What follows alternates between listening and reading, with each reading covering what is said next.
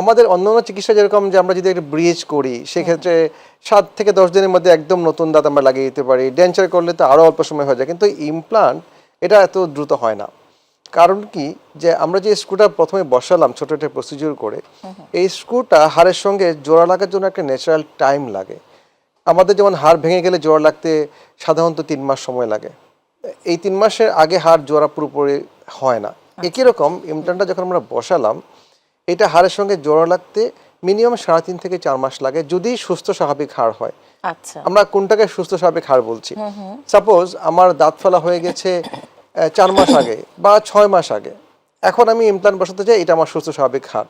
But আমি গতকাল দাঁত ফেলেছি বা এই মাত্র দাঁত ফেললাম, এখন আমি ইমপ্লান্ট বসাতে গেলে এটা স্বাভাবিক হাড় না, এখানে একটা দাঁত ফেলার পরে যে ডিফেক্ট থাকে, একটা গর্ত হয়ে থাকে, সেটা আছে। তার মানে এই জায়গায় ইমপ্লান্ট বসালে সময় আরও বেশি লাগবে, কারণ যে গর্তটা অলরেডি দাঁত ফেলার পরে হয়েছে, এই শূন্যস্থানটা শরীরে আস্তে আস্তে আবার নতুন হাড় দিয়ে পূরণ করবে। বাট শরীরে এই পূরণ করতে ইট উইল টেক 6 মান্থ।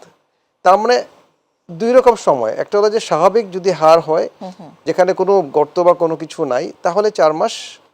আর যদি এমন হয় যে দাঁত ফেলা হয়েছে, এখন গর্ত আছে, এটা ঠিক হয়ে আসতে হবে, বাট ইমপ্লান্ট বসানো হয়েছে, তাহলে 6 মাস।